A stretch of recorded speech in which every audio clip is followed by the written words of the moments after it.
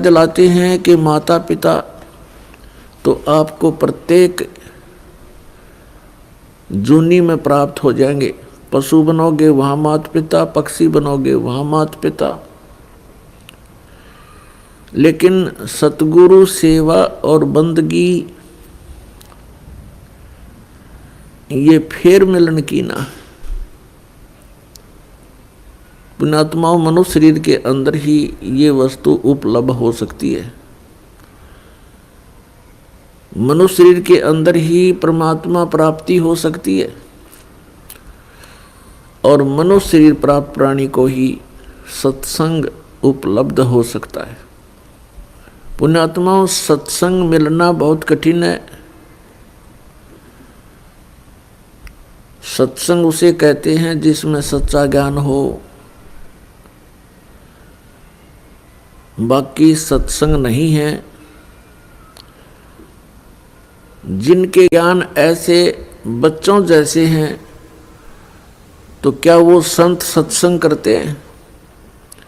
जो अभी तक परमात्मा को निराकार बताया करते थे, क्या वो सत्संग करते हैं? वो झूठ बोला करते थे। अभी तक जो ब्रह्मा विष्णु महेश के माता पिता कहते थे इनके कोई माता पिता नहीं है, इनकी जन्म मृत्यु नहीं होती, तो क्या वो सत्संग किया करते? जो संत ये बताते हैं सतलोक में प्रकाश ही प्रकाश है, भगवान है ही नहीं, आत्मा उसमें जाकर के ऐसे लीन हो जाती है जैसे बूंद समुद्र में, तो क्या वो सत्संग किया करते? वो हमारा जीवन नष्ट करते थे और अपना भी जीवन बर्बाद किया करते थे, तो वो सत्संग नहीं थे। और बोले श्रद्धालु उनके द्वारा दिए गए वचनों को सत्संग जानकर निश्चिंत हुए बैठे थे। अब सत्संग आपको अब प्राप्त हुआ है या उन महापुरुषों ने सत्संग किया था जिनको परमात्मा मिले थे? परमात्मा की प्राप्ति के उपरांत जिन्होंने जो वचन बोले वो सत्संग था। उनमें कौन कौन से महापुरुष थे जिनको परमेश्वर प्राप्ति हुई? जो दास के नॉलेज में है उनमें से चंद महापुरुषों के नाम इस प्रकार हैं। आदरणीय धर्मदास साहिब जी, आदरणीय मलुकदास साहिब जी, आदरणीय नानक साहिब जी, आदरणीय दादू साहिब जी, आदरणीय गरीबदास साहिब जी, गांव छुडानी, जिला झज्जर, हरियाणा वाले, आदरणीय गीसादास साहिब जी, गांव खेखड़ा, जिला मेरठ, उत्तर प्रदेश वाले। इन महापुरुषों ने जो परमात्मा प्राप्ति के बाद जो वचन बोले वो सत्संग था, और इनके अतिरिक्त जो वचन इन महापुरुषों की वाणी से मेल नहीं खाते वो सत्संग नहीं है। अब इन महापुरुषों ने क्या बताया है? अनंत कोट ब्रह्मांड का एक रति नहीं भारे, सतगुरु पुरुष कबीरे हैं ये कुल के सिरजनहारे। ना सतगुरु जननी जने उनके माने बापे, पिंड ब्रह्मंड से रहित हैं नावा तीनों तापे। परमात्मा स्वयं भी आकर के क्या बताते हैं कि चारों युग में संत पुकारे, कूक कहा हम हेल रे, हीरे माणिक मोती बरसे ये जग चुगता ढेल रे। पुण्यात्माओं, परमात्मा के गुणों में, परमात्मा की लीला में जो सदग्रंथों में वर्णित है, स्पष्ट किया हुआ है कि वो परमात्मा ऊपर सतलोक में रहता, सचखंड में। संत भाषा में उसको सचखंड कहते हैं और वेद भाषा में उसको रतधाम बोलते हैं। रतधाम मीन सतधाम, सतलोक कहो, सतधाम कहो। संत भाषा में परमात्मा की उपाधि सतपुरुष, अकाल मूर्त, शब्द स्वरूपी राम, आदि से कहा जाता है।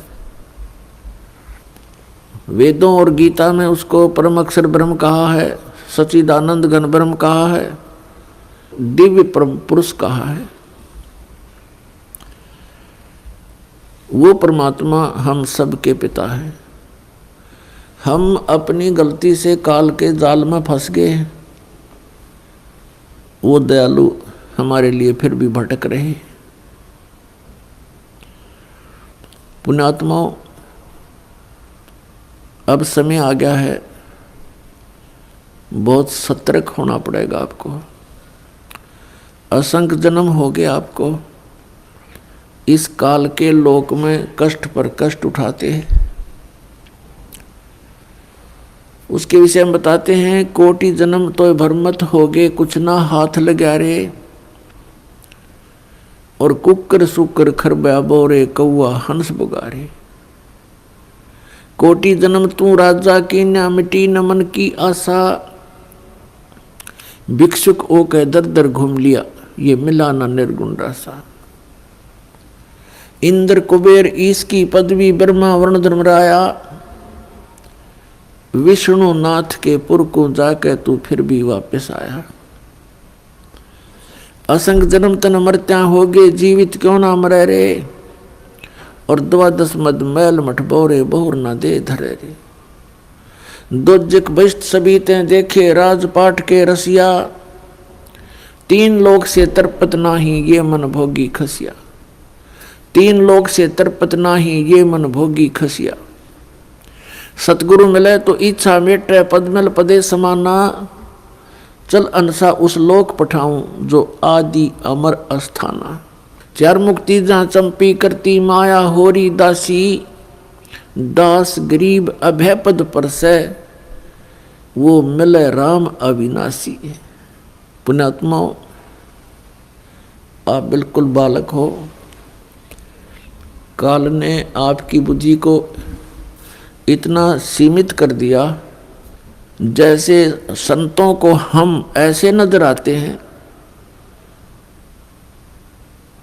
जैसे एक भैंस का बच्चा मर जाता है तो व्यापारी लोग क्या करते हैं, उसके खाल उतरवा लेते हैं बालों समेत, और उसको साफ करके उसके अंदर भूस भर देते हैं, भूस, और ऊपर से चमार से उसको सिलवा लेते हैं।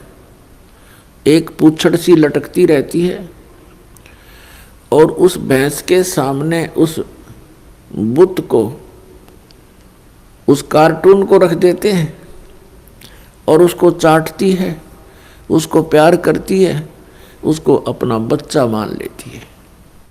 और जब व्यापारी उसको लेकर उस कार्टून को चल पड़ता है, पीछे पीछे भैंस भी या करती फिरती है। अब उसकी बुद्धि इतनी काम नहीं कर रही कि इसमें भूस भर रखा, चाम लपेट रखा, ये तेरा बच्चा नहीं है। तो उन महापुरुषों ने जिनको परमात्मा मिले और सचखंड के दर्शन हुए, उन्होंने हम ऐसे नजर आते हैं कि इस हार्ड मांस इसके अंदर भर के ऊपर चाम लपेट दिया और ये बता दिया ये तेरा बेटा या तेरी बेटी, इस तरह तुम्हारा परिवार बना दिया। पुण्यात्माओं, आप जी ने थोड़ा विवेक करना पड़ेगा। कितनी बार संतों ने हमें कोशिश की है समझाने की, लेकिन हम इन काल के दूतों से प्रेरित होकर के भगवान के मार्ग को त्याग कर कुमार्ग स्वीकार कर लेते रहे, जिस कारण से हमारी बुद्धि विकसित नहीं हो पाई। वो परमात्मा हमारे लिए कितना कष्ट उठा रहे हैं, वो हमें बताने की चेष्टा कर रहे हैं कि सतलोक में चलो,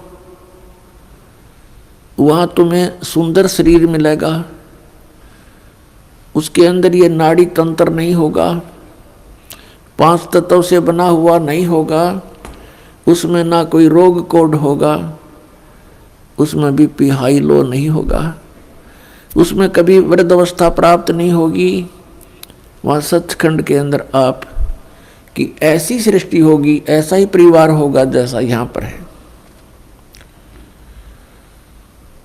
और वहाँ कोई काम नहीं। अपने आत्माओं, आपकी संतान हुई, आपने मकान बनाए, उन बच्चों के लिए सारी सुविधाएं की और करते ही रहते हो। अब ये नहीं पता पिता की मृत्यु हो जाए, पता नहीं माँ की मृत्यु हो जाती है, और पता नहीं बेटा मर जा बेटी मर जा। तो हम जिस व्यवस्था में सारा जीवन बर्बाद कर चुके, उसका हमें क्या लाभ हुआ? लेकिन हम सोचें क्या इसका विकल्प नहीं?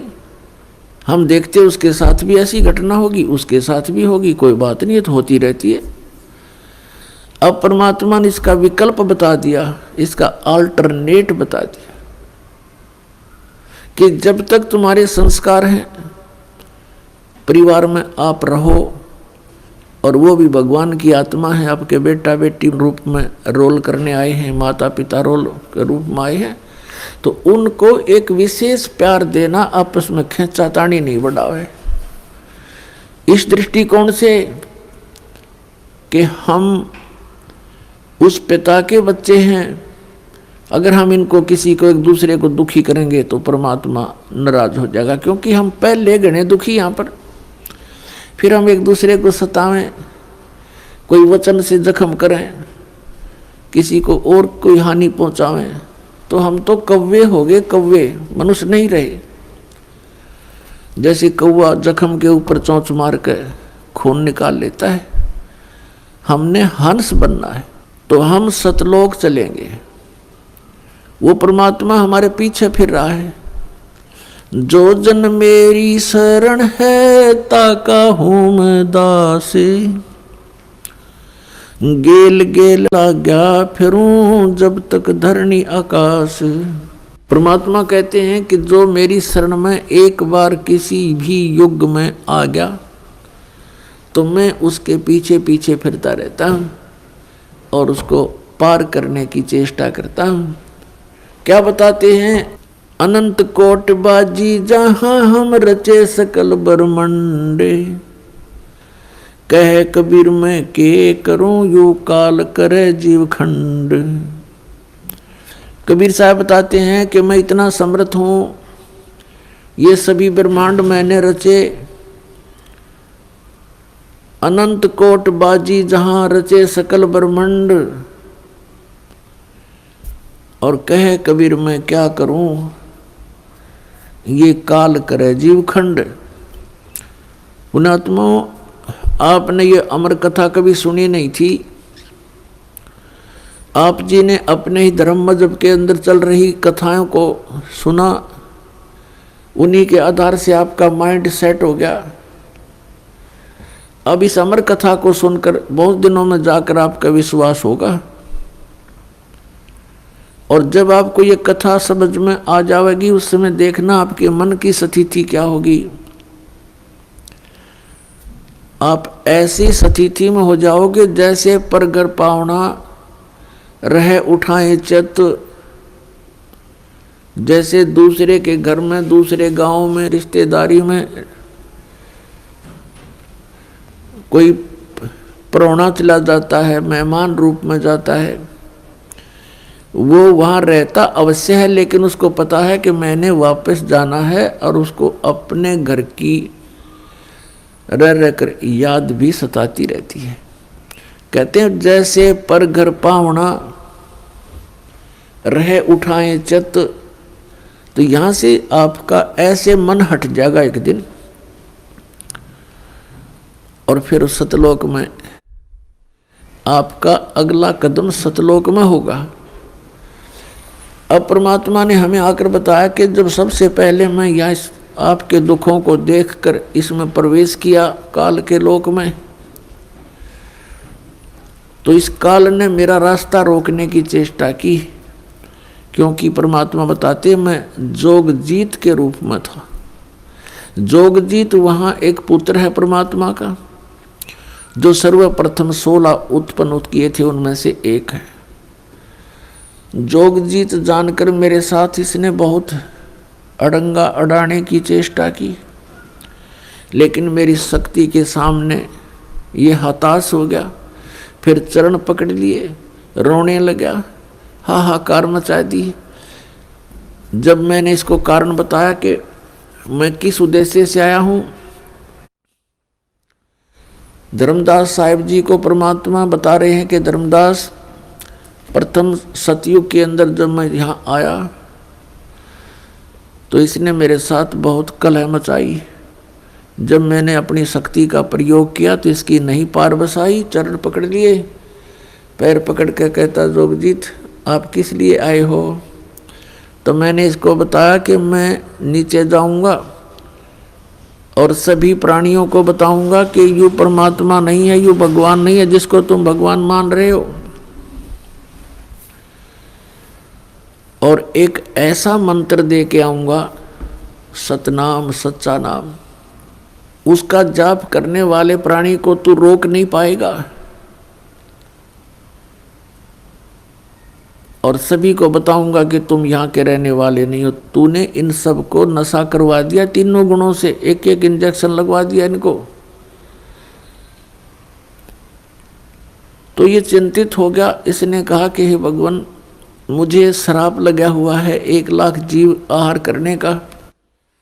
यदि आप इन सब को ले जाओगे तो मेरा क्या होगा। परमात्मा ने कहा कि अब मैं इनको नहीं छोड़ूंगा,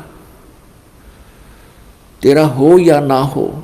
फिर इसने प्रार्थना की, प्रभु कोई बात नहीं, मेरी कुछ और समस्याएं हैं, उनका समाधान कर दीजिए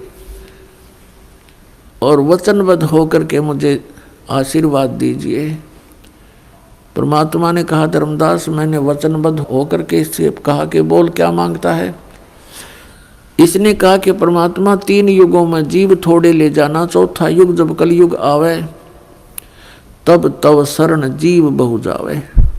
ऐसा वचन हर मोय दीजिए, तब तुम गवन संसार ही कीजिए। तो मैंने इसको कह दिया, ठीक है तथास्तु, कि ऐसा ही होगा। फिर इसने एक प्रार्थना और की थी कि परमात्मा जबरदस्ती ना करना हे बड़े भाई, क्योंकि जोगजीत रूप में खड़े थे परमात्मा और ये भी उन्हीं का भाई है। परमात्मा से, कबीर से उत्पत्ति हुई इस काल की, ज्योति निरंजन की। और इसने कहा कि हे प्रभु, हे बड़े भाई, जबरदस्ती ना करना। जो आपके ज्ञान को स्वीकार करे वो आपका, और हमारे ज्ञान को स्वीकार करे वो हमारा। आप ज्ञान दे करके अपना बनाना, बाई फोर्स ना करना। वो तो मालिक को पता। अब यहाँ प्रश्न उठता है पुण्यात्माओं बहुत सी, क्योंकि हमारे अंदर बहुत युगों से ये अज्ञान ठुका हुआ है, भरा हुआ है खचाखच। ये सच्चे ज्ञान को टिकने नहीं देता। ना जाने कितनी शंकाएं उत्पन्न होती हैं। एक शंका तो ये उत्पन्न होगी कि भाई भगवान ने जानी जान, कहते हैं परमात्मा जानी जान है, अंतर्यामी है, सर्वज्ञ है, फिर क्या उनको पता नहीं था ये ऐसे ऐसे वचन मांगेगा।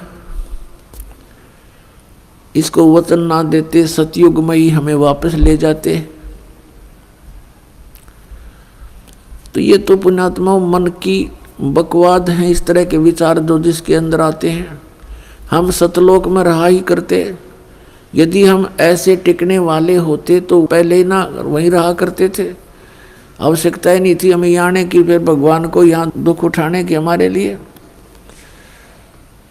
परमात्मा को पता था कि सतयुग त्रेता द्वापर में ये प्राणी दुखी नहीं होता। पुण्यकर्मी प्राणियों को मनुष्य जीवन मिलता है सतयुग त्रेता द्वापर में, जिनके बहुत घने पुण्य होते हैं और वो सभी साधना भी करते हैं, मनमुखी साधना करते हैं, शास्त्र विधि त्याग कर भी साधना करते हैं। उनसे सिद्धियां प्राप्त अवश्य हो जाती हैं और उनके पूर्व प्रारब्ध कर्मों के आधार से, किस्मत में लिखे हुए पनों के आधार से उनको सुख होता है, शरीर स्वस्थ होता है। सतयुग में पिता से पहले पुत्र की मृत्यु नहीं होती, जो सबसे बड़ा जख्म होता है पिता के लिए। और पत्नी से पहले पति की मृत्यु नहीं होती, जो पत्नी के लिए बहुत बड़ा दुखदाई होता है। और बहुत लंबी आयु होती है, शरीर स्वस्थ रहता है, आहार बहुत ही अच्छा होता है। तो इस प्रकार जब पिछले पनों से उसको लाभ होता रहता है, साधना गलत करता रहता है, पाप इकट्ठे होते जाते हैं, पुण्य अक्षीण होते रहते हैं, फिर उसका जन्म त्रेता में होता है। त्रेता में भी ऐसी सती थी लगभग रहती है। फिर द्वापर में होता है, हरे भरे वृक्ष होते हैं, सब जगह जंगल होते हैं, फलदार वृक्ष होते हैं, समय पर वर्षा होती है। तो इस प्रकार ये सोचता रहता है कि जो साधना पूजाएं मैं कर रहा हूँ इनसे मुझे लाभ हो रहा है, अज्ञानता के कारण। तो परमात्मा के ज्ञान को जो पहले वाले साधना से बिल्कुल हटकर होता है उसको ये प्राणी बिल्कुल स्वीकार नहीं करता। अब कलयुग के अंदर ये प्राणी बिल्कुल कर्महीन हो जाता है, पापों की गठड़ी बांध लेता है और पुण्य इसके पास रहते नहीं। ये साधनाएं भी करता है और लाभ कति होता नहीं, या तो नास्तिक हो जाता है या फिर दुख को भोग कर ही अपना जीवन पूरा करता है। और उन अज्ञानी संतों ऋषियों ने, उन्होंने सतयुग के अंदर जो साधनाएं की, अब उनको वो मार्ग मिला नहीं, यह सतनाम उनको प्राप्त हुआ नहीं जो पाप नाश करता है। और जिस कारण से उन्होंने अज्ञान सिद्धांत बनाकर समाज में प्रवेश कर दिया कि कर्म तो भोगना ही पड़ता है, प्रारब्ध में लिखा हुआ तो भोगना ही पड़ता है, इसको कोई चेंज नहीं कर सकता, इसमें कोई परिवर्तन नहीं हो सकता। तो पुण्यात्माओं, हम परमात्मा की खोज इसलिए करते हैं, परमात्मा को इसलिए खोजते हैं कि हमारे जीवन में कोई कष्ट आवे तो वो टल जावे और हमारा कल्याण। कल्याण की तो बहुत बाद में समझ में आती है, पहले तो यही रहता है कि मेरे बच्चे सुखी रहें, मैं स्वस्थ रहूं, कोई ऐसी दुर्घटना मेरे जीवन में ना घटे जो मुझे पीड़ादायक हो। इसलिए हम परमात्मा की खोज में संतों के पास जाते हैं। और ये भी हमें मालूम है कि संतों के पास ही उसका समाधान होता है। और ये भी हम सुना करते कि परमात्मा ना जाने किस बेस में आ जा। तो वो परमात्मा कबीर साहब है, वो ना जाने क्या रूप बना करके और कब कहाँ प्रकट होता है और हमारे लिए भटकता रहता है, हमें समझाने की चेष्टा करता है कि तुम इस झूठे सुख को सुख कहे ये मान रहा मनमोद, ये सकल चबीना काल का कुछ मुख में कुछ गोद। तो पुण्यात्माओं, परमात्मा ने प्रोमिस कर रखा है और इसने भी प्रोमिस कर रखा है काल भगवान ने कि कलयुग में जब कितने जीव ले जाना, लेकिन इसमें ज्ञान आधार बनाना। तो पुण्यात्माओं, अब बुद्धिमान समाज हो गया है, इस ज्ञान से अब आप बालक नहीं रहोगे।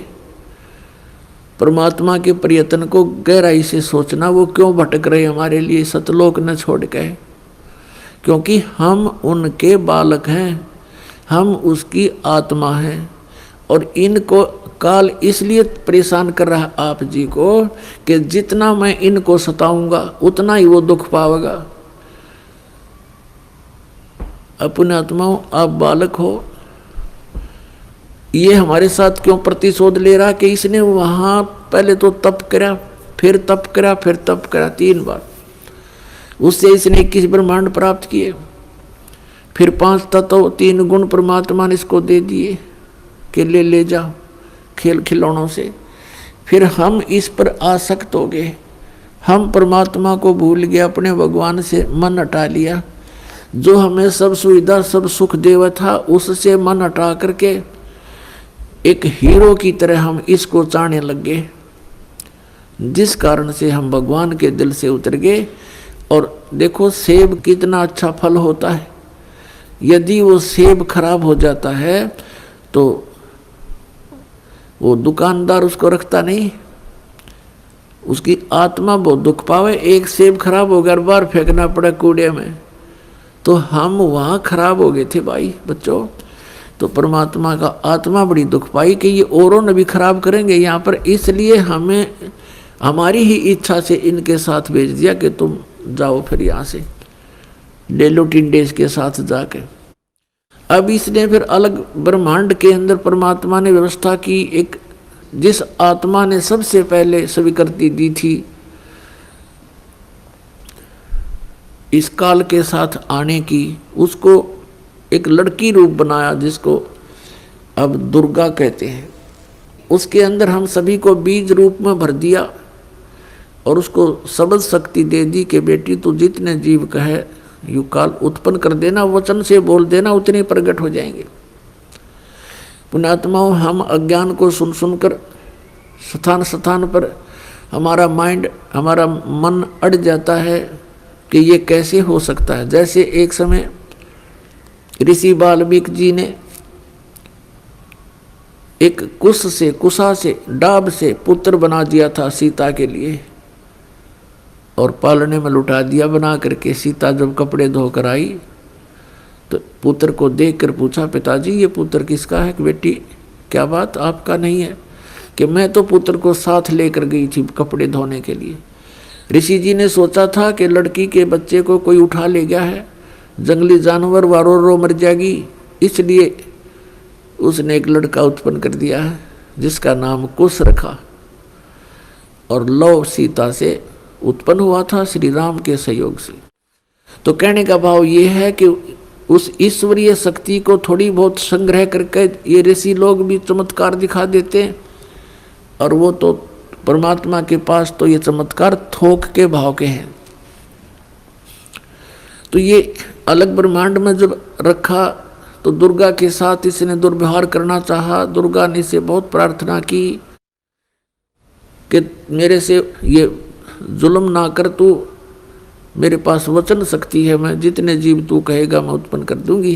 पिता ने वचन दे रखा, इसने नहीं माना, बकवाद करी, उसके साथ जोर जबरदस्ती करनी चाहिए। तो लड़की ने उसके पेट में शरण ले ली सूक्ष्म रूप बना के। तब परमात्मा ने जोग जीत रूप में आके उस ब्रह्मांड में इसको कहा था कि आज से तुझे एक श्राप लग गया, 1 लाख मानव शरीरधारी प्राणी जीव खावेगा, 1.25 लाख उत्पन्न करेगा। और लड़की को उसके पेट से निकाल दिया, पेट चीर के हाथ से वचन से ऐसे नाखून मार दिया पेट पर, और वचन से वो बाहर आ गई। फिर एज इट इज वचन से अपने आप जख्म भर गया। तो परमात्मा की शक्ति पुण्यात्माओं पर बल है। हम आध्यात्मिक मार्ग से कोसों दूर हो गए, इसलिए हमने इन परमात्मा की लीलाओं पर अविश्वास शीघ्र हो जाता है। लेकिन अब अविश्वास ना करके विश्वास पूर्ण करो। तो वहाँ क्या कहा, तब इसको आदेश सुना दिया कि तू निकल जा अपने 21 ब्रह्मांड लेकर यहाँ से। आदेश सुन ले पिताजी का और निकल जा यहाँ से 21 ब्रह्मांड समेत। इसने फिर बहुत हाथ जोड़े, पैर पकड़े, मेरे से गलती होगी, मुझे रख लो यहीं पर, मुझे दूर ना भेजो। लेकिन परमात्मा ने इसकी एक नहीं सुनी और इसको वहाँ से यहाँ फेंक दिया 16 शंख कोस की दूरी पर। नील पद्म शंख 16 शंख कोस, 1 कोस लगभग 3 किलोमीटर के आसपास होता है। इतनी दूरी पर आ गया ये सतलोक से इसका पूरा विमान 21 ब्रह्मांड का। तो इसने उसके बाद से परमात्मा से प्रतिशोध लेने के उद्देश्य से हमें या इतने दुख देता है कि एक पल भी चैन से ना टिक सके, सांस ना ले सके। अब देखते हो पुण्यात्मा हूँ, पशु पक्षी ये कितने कष्ट उठाते हैं। आप देखते हो मनुष्य जीवन में कोई सुखी है? इस झूठे सुख को सुख मान बैठे हैं हम, और परमात्मा हमें याद दिलाते हैं आकर के कि तुम काल के जाल में हो।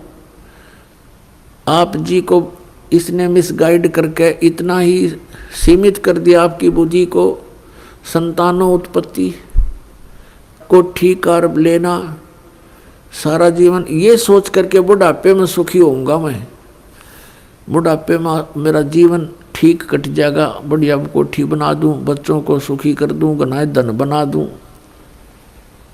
अपने आत्मा बुढ़ापे तक, पहली तो ये बात है कि बुढ़ापे तक आप रहोगे कि ना रहोगे, वृद्धावस्था तक। और वृद्ध अवस्था होने के बाद फिर सुख कहाँ से? वृद्ध अवस्था में सपने में भी सुख नहीं है। तो हमारी सारी ही सोच इस टाइप की थी जो हमें केवल दुख दे सकती है, सुख नहीं। बुढ़ापे में कभी तो जाड़ पड़वानी, कभी आंख बनवानी, और कभी कोई बच्चा कुछ बोल रहा है, कोई पुत्र वधू कुछ कह रही है, कहीं पौत्र को कोई गड़बड़ होगी, कहीं पौत्री का गड़बड़ होगी, कोई देवता मर गया, कोई देवती मर गई। तो ये सब कष्ट उस व्यक्ति को होते हैं जो वृद्ध अवस्था प्राप्त कर चुका है। और सोचा नहीं होता बुढ़ापे में सुखी हो जाऊंगा, इब तो धंधा करके बच्चा न पाड़ पोष दूं। तो पुण्यात्मा बुढ़ापे में तो जिए जानेगा जैसा सुख होगा तुम्हें। तो इसलिए परमात्मा हमें याद दिलाते हैं कि जिस प्रोसेस में आप अपना सारा जीवन न्यौछावर किए बैठे हो, ये आपकी महाभूल है। इसके साथ साथ और भी कार्य आपका एक अनिवार्य है, वेरी इम्पोर्टेंट है। उसको तो आपने शुरू ही नहीं किया। अब जैसे हम देखा करते थे, बुजुर्ग आपस में बैठ कर बतलाया करते थे, क्या कहते थे, और भाई कुशल हो? तो वो कहता था मौज हो रही है, कत्ती ठाठ हो गए, 2 बेटे थे 2 बेटी, सबका विवाह कर दिया, पुत्र पर भी पुत्र हो गया, पुत्रियों पर भी पुत्र हो गए, और बस मेरा तो जीवन सफल हो गया। अब बेशक उठा ले भगवान मने, मुझे बेशक उठा ले परमात्मा, मेरा काम पूरा हो गया।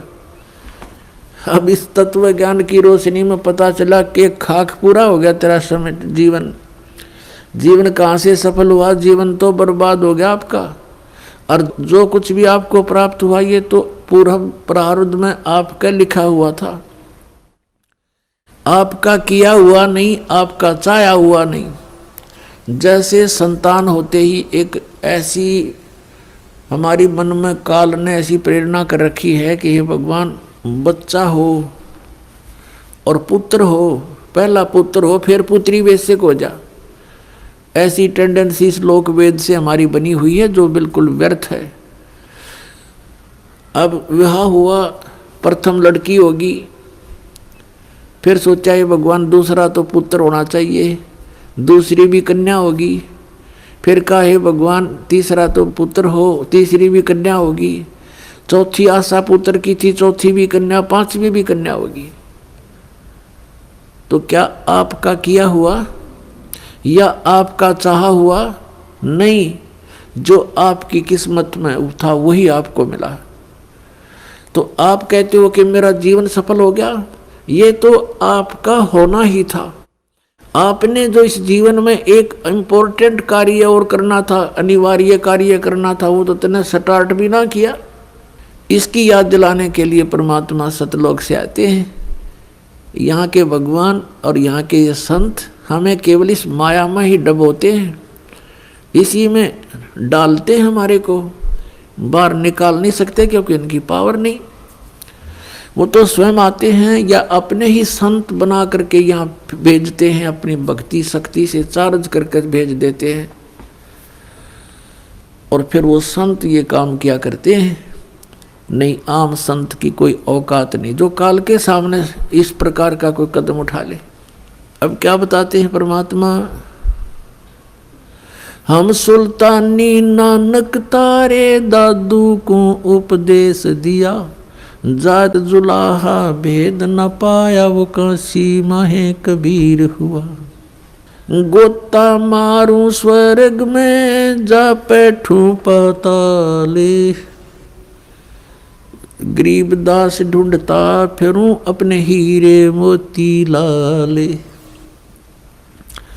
परमात्मा कबीर साहब कहते हैं कि गोता मारूं स्वर्ग में और जा बैठूं पाताल, कह कबीर ढूंढता फिरूं अपने हीरे मोती लाल। अब जैसे आपको कल सत्संग के अंदर दिखाया था, रूबरू करा था उन पवित्र सदग्रंथ वेदों से। उसमें क्या लिखा कि परमात्मा ऊपर ध्युलोक यानी तेजो में शरीर में और तेजो में लोक में राजा के समान विराजमान है, और वहां से गति करके नीचे आता है और बहुत अत्यंत गतिशील पदार्थ के समान, जैसे आकाशीय बिजली गिरती है नीचे बहुत स्पीड से, ऐसे परमात्मा सतलोक से गमन करके चल के यहाँ आते। तो वो परमात्मा अच्छी आत्माओं को मिलते हैं, उनको उपदेश करते हैं, तत्व ज्ञान से परिचित कराते हैं, अपने से परिचित कराते हैं। तो उन महापुरुषों ने जो ज्ञान दिया वो परमात्मा से प्राप्त ज्ञान दिया। उनमें से इब्राहिम सुल्तान अधम भी एक महापुरुष हैं। इब्राहिम सुल्तान अधम ये कौन थे? एक बलख नाम का शहर है, बलख बुखारा, इराक के अंदर, और वहाँ का एक इब्राहिम सुल्तान अदम नाम का एक मुसलमान बादशाह था। पूर्व जन्म के संस्कार से उसके इतने ठाठ कर रखे थे, भगवान ने 18 करोड़ घोड़े खरीद रखे थे। पुण्यात्माओं, जब तक इस प्राणी को तत्व ज्ञान नहीं होता, यहाँ के ये कंकर पत्थर जोड़ने में ही लगा रहता है। उसने कहते हैं 16,000 औरतें से विलास करता था, 18 करोड़ घोड़े। गांव में पहले यदि एक घोड़ा किसी के पास होता तो बहुत बड़ा वो वहाँ का ठाकुर माना जाता था, बड़ा रईस व्यक्ति माना जाता था जो घोड़े पर चलता था, एक घोड़े पे। जैसे आजकल तो जिसके पास कार है उसको बहुत अच्छा धनी मानते हैं, तो उस समय घोड़े से ही उसके धन को आज्ञा करते थे, काउंटिंग करते थे। तो इस प्रकार 18 करोड़ घोड़े उसके पास, और ऊंट 8 तक गिनती नहीं, बहुत गिने थे। कहने का भाव यह है कि सर्वसंपन्न राजा था, लेकिन पिछले संस्कार भी साथ होते हैं।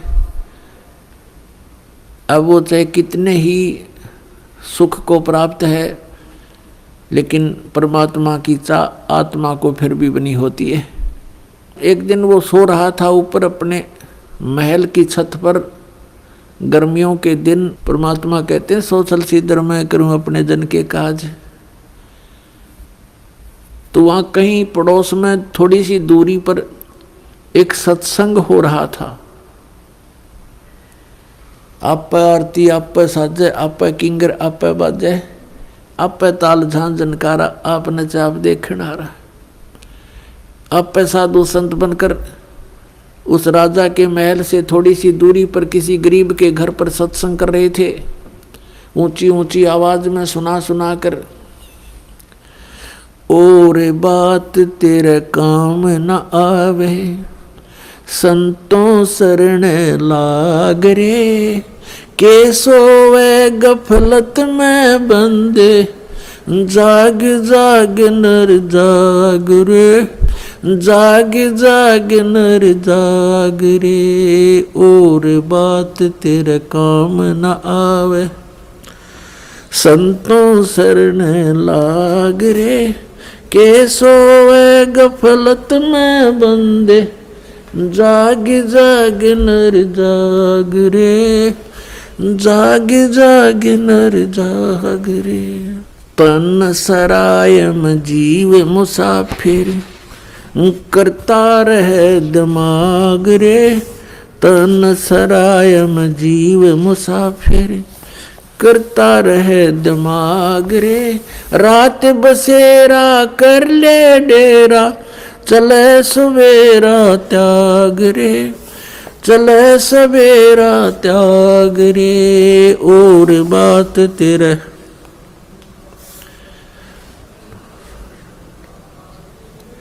के सोए गफलत में बंदे, जाग जाग नर जाग रे, जाग जाग नर जाग रे। इस तन सरायम जीव मुसाफिर, करता रहे दिमाग रे, इस तन सरायम जीव मुसाफिर, करता रहे दिमाग रे। रात बसेरा कर ले डेरा, चले सवेरा त्याग रे, चले सवेरा त्याग रे। और बात तेरे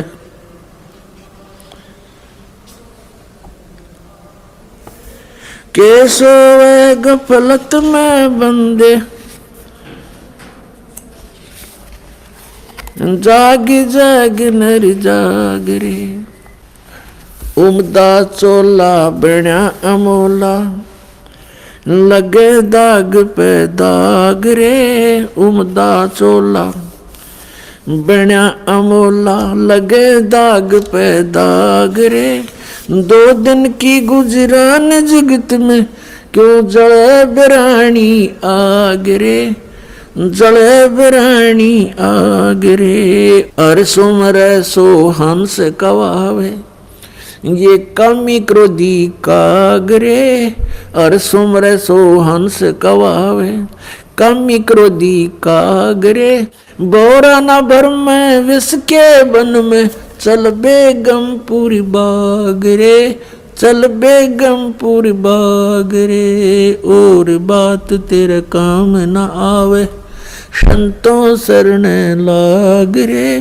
के सोवे गफलत में बंदे, भाई शब्द सैन सतगुरु की पिछाणी, पाया अटल सुहाग रे। शब्द सैन सतगुरु की पिछाणी, पाया अटल सुहाग रे। नितानंद महबूब गुमानी, परगटे पूर्ण बाग रे, परगटे पूर्ण बाग रे। और बात तेरे काम न आवे, संतों शरण लाग रे। के सोवे गफलत में बंदे, जाग जाग नर जाग रे, जाग जाग नर जाग रे। पुण्यात्मा कबीर परमेश्वर जी अपनी प्यारी आत्मा को काल के जाल से निकालने के लिए कितना संघर्ष करते हैं। उसके लिए परमात्मा ने ज्ञान को ही आधार बनाया है। अब्राहिम सुल्तान अधम बहुत ही अच्छी आत्मा का व्यक्ति था। परमात्मा की खोज में, अल्लाह की चाह में साधु संतों से बहुत प्यार करता था।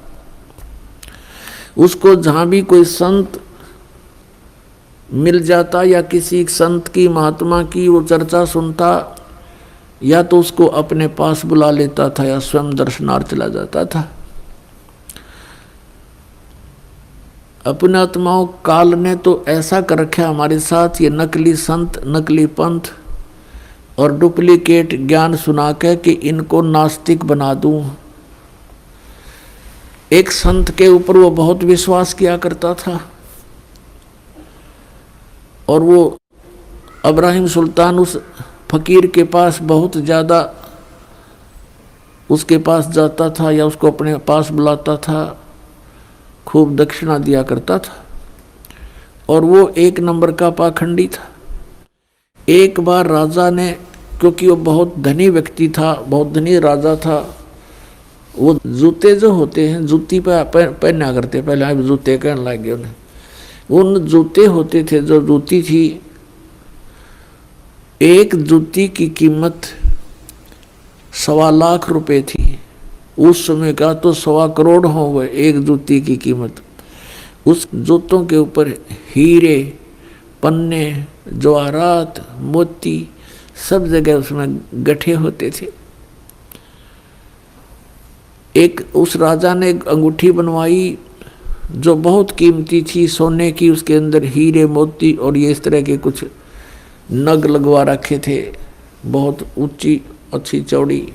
अब उस संत की वो बहुत आदर करता था, विश्वास किया करता था एक फकीर पर। वो डुप्लीकेट ठग था। उसने राजा की अंगूठी देखी, जूते तो मैं छुपा नहीं सकता, अंगूठी कैसे ले सकता हूँ। उसने वैसी ही अंगूठी एक डुप्लीकेट बनवा ली, पीतल की, मिलती जुलती कती, और राजा से कहा कि राजा आज नौका विहार करते हैं, मेरे साथ चलो। राजा तुरंत तैयार हो गया फकीर का आदेश मानकर। नाविक नौका चला रहा है, राजा और फकीर उसके ऊपर कुर्सी पर बैठे हैं। अब फकीर ने कहा कि राजन, ये अंगूठी कैसी बनवा ली, कैसी है, दिखाना मुझे। अंगूठी कब बनवाई? कि जी अभी बनवाई है, कुछ दिन हो गए, कई बार पहन ली, आपके ध्यान नहीं गया, देखो देखो निकाल कर। राजा ने कहा देखो देख लो, देखो ऐसी है। अब वो तो डुप्लीकेट था, उसने लेकर ऐसे और कहा, उसने क्या कहा कि हम फकीरों के क्या काम ये अंगूठी। अब वो ओरिजिनल पल देखता रहा और कहा देखो राजा, ये इधर क्यों जा रहा नाविक तू? तो राजा का ध्यान उधर हुआ, वह डुप्लीकेट निकाल ली, वह डाल ली, हाथ में ले ली और कहा राजन, अंगूठी तो बहुत अच्छी है पर साधु संतों के क्या काम की, जल में फेंक दी।